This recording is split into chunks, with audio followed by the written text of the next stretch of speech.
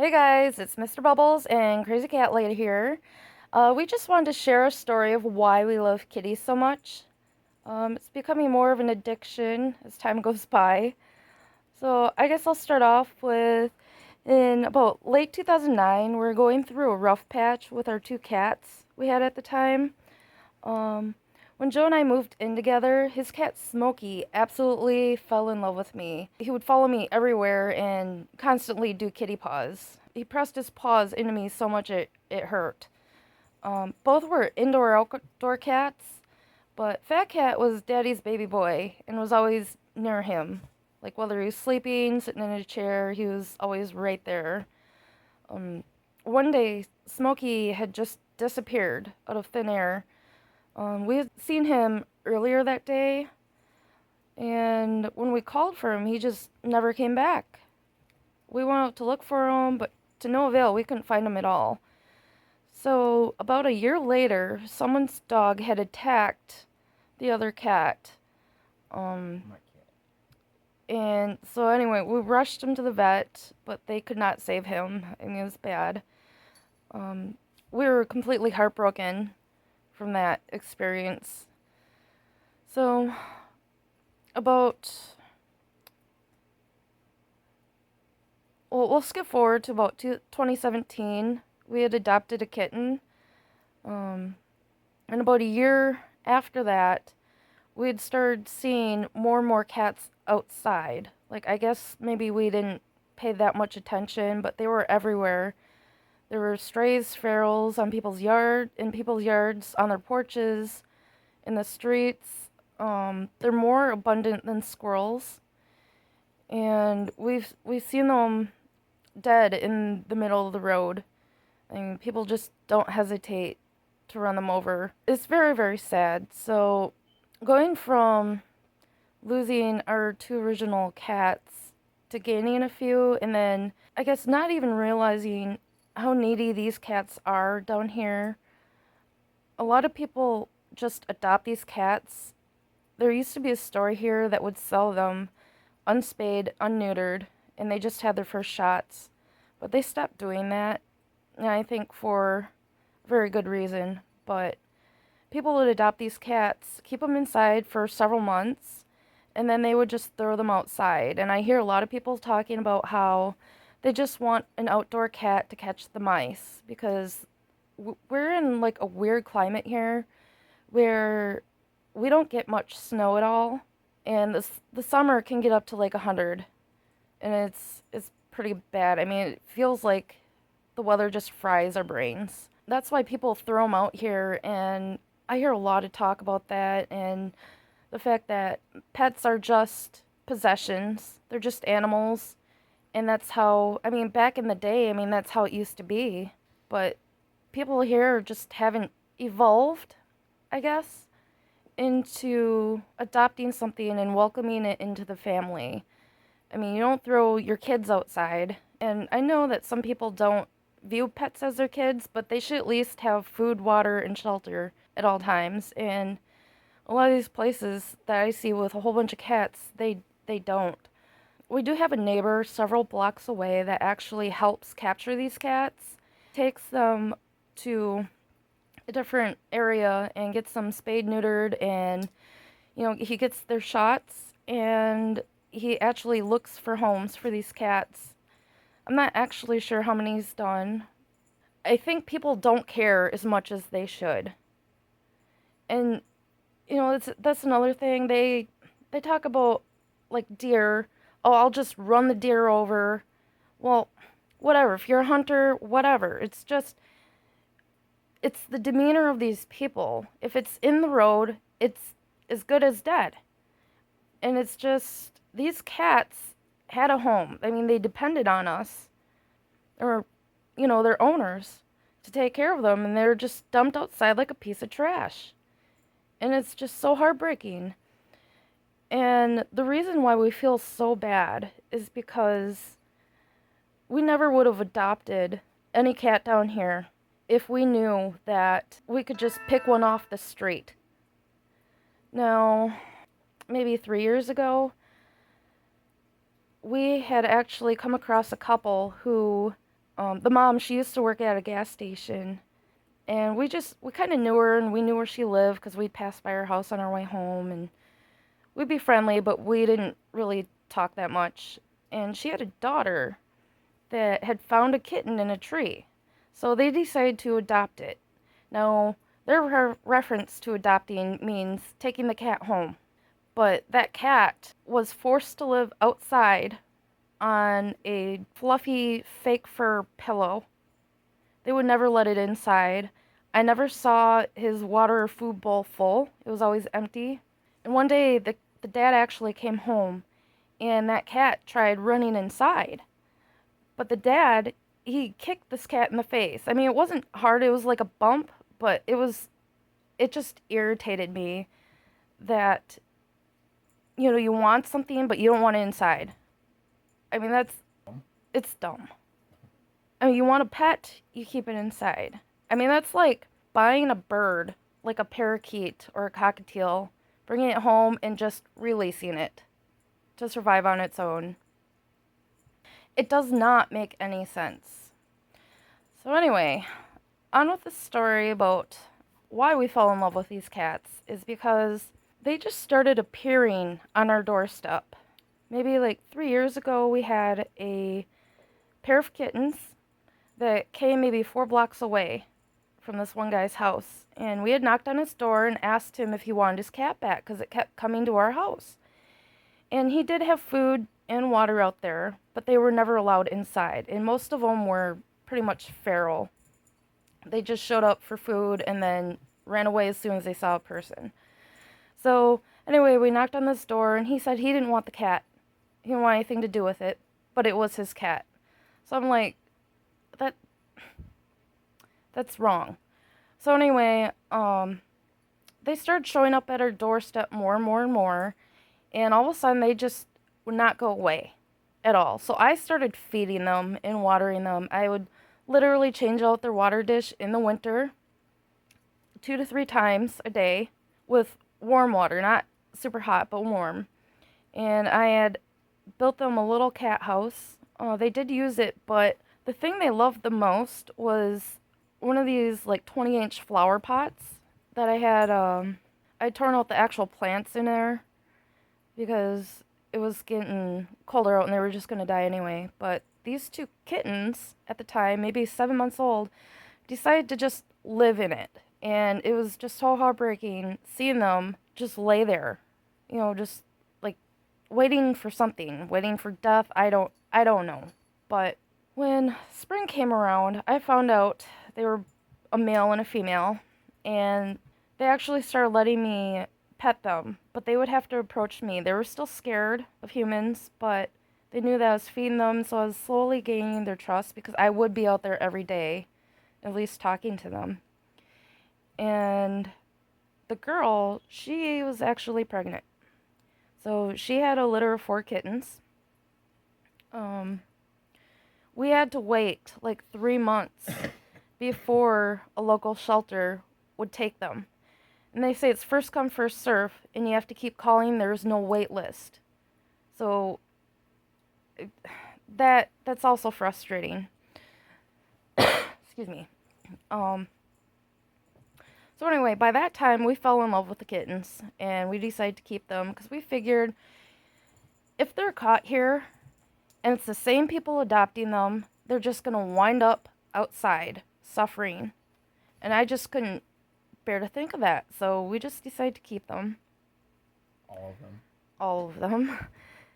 And maybe about a year later, there was an orange female tabby, and she just showed up. So after we had brought these 2 cats in that had kittens, I stopped leaving food and water out there because our neighbor's cat kept sneaking over. We call him Shadow Creeper because he likes to lurk in the shadows and he's afraid of us. So he used to wait until I would go back inside before he'd start eating. But I figured our neighbors probably like feeding him. He's just an outdoor cat. So anyway, after I removed that food, this orange tabby she showed up and she was just sniffing by our door. It's like she could smell the scent of cats there. And one day she just didn't go away. 'Cause before she would show up for a few hours and then leave. And I don't know why, but one day she just refused to leave. And of course it was getting to be winter out again. It was freezing cold, and she got to the point, I think after several months, where she would crawl into my lap and I'd be sitting out there on the porch with her, and she would just get her warmth from me, and then she would leave. But it was just so sickening watching this cat climb up on our porch and on the banister and look in the window and stare at us all night.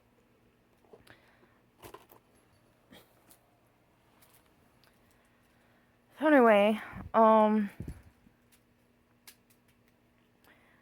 was it, last year? We had a black cat come by, and she had very long hair or fur, and she had like a hint of caramel in her. So her name's Caramel. And she had actually crawled under our house into the crawl space and had a batch of kittens. So after maybe the kittens were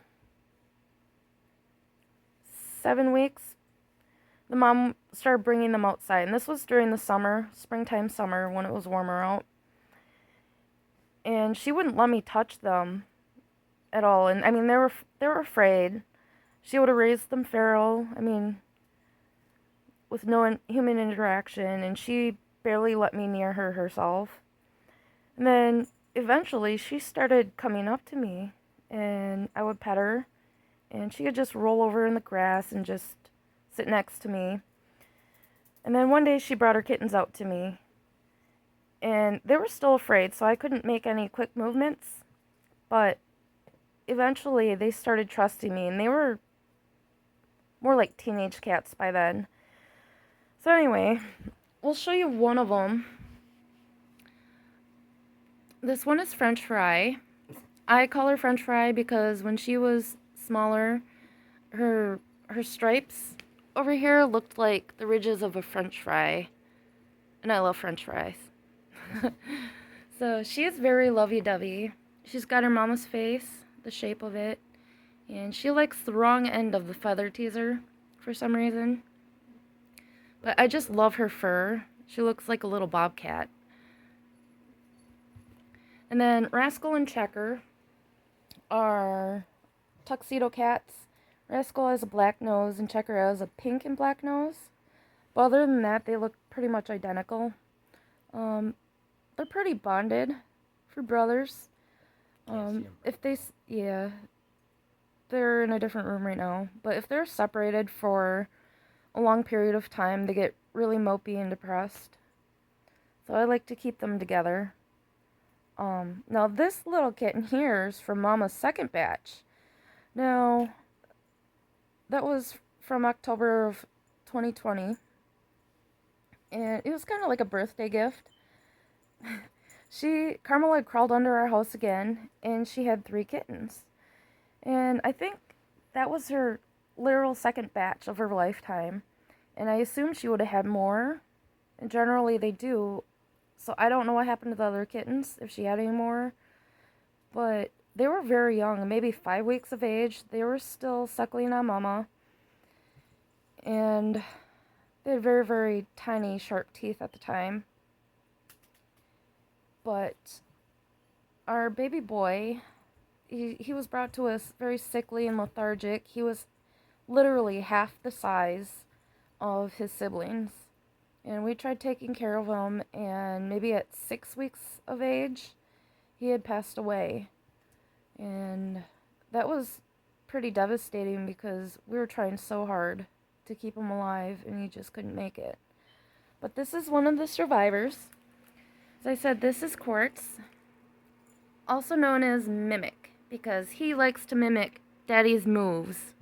When he's sleeping on his back, he sleeps on his back. When he sleeps on his side, he sleeps on his side. So it suits him pretty well. Now, Mimic is one of the most cuddly little kittens I've ever met. He will sleep either on Mr. Bubbles or myself. That's Joe, by the way. Yes. But he likes being called Mr. Bubbles. But he'll sleep right on our chest or on our neck. And he'll randomly just get up and go to the next person, which would be me or him. So playful. So right now, let's see, he's maybe 2 months old? No. I think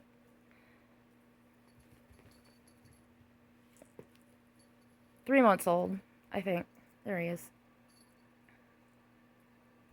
Now, okay, so where do I start? When Mama brought her kittens to me, these guys right here, well, this one, when all three of them were still alive, they were maybe 5 weeks old. And I think Mama knew something was wrong with them. Because by this point, she would let me pet her, and she would come inside, but she'd want back outside. More of an outdoor cat. But she trusted me enough to be around her kittens. And this one actually had an eye infection in both eyes. And they were both crusted over with like this black scabby stuff. I mean, it was hard. And like he heard me stepping up to him and he started backing away, but he froze because he didn't know who was there or where he was. But he still managed to follow Mom. So I'd scooped him up, and I had taken a warm, moist washcloth and put it over his eyes for a little bit. And then I started just peeling that stuff off of his eyes. And I had done that 3 times. And we actually had an ointment for cats for eye infections. And as soon as the 3rd time, I had actually put that in his eyes. And they started healing. And I would still take the warm washcloth before treatment and just gently wipe his eyes because they were swollen from being crusted over and stuff. So when he was able to see for the first time, I mean, he was kind of like freaking out, but he's obviously so happy because he can play around and stuff. But did you want to show Cleo? You want to just grab her? Now, Cleo, I named her. Her real name is Cleopatra because she has the black markings on the sides of the eyes. And she calls me weird. Yeah. And this kitty is the weirdest of them all. Who? You. Pick her up. She likes her little caves and stuff. It's okay. Just rip it down.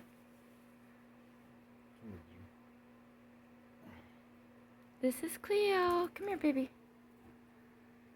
You gonna take her? No, just want to show her face. You can kind of see right here, but when she's got her eyes open, it's so much easier to see. So there is another male outside right now. When we first started seeing stray cats, we did see him, and he was very afraid. I mean, he would see me and just dart away. But now it's at the point where he'll actually trust me and I'm able to pet him. And he must have gotten into a fight with another male or got hooked up on a fence or something because the back of his ears actually, it was cut open.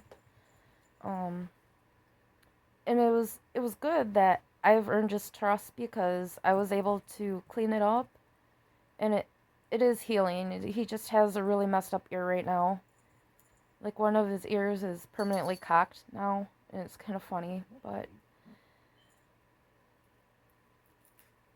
we think he is the father because the coloring is brown and gray and white, and she has brown and gray and white.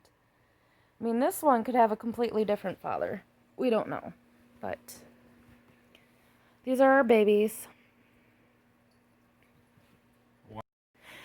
So anyway, that's pretty much the gist of why we love kitties, is because we feel so bad for them and nobody else seems to care.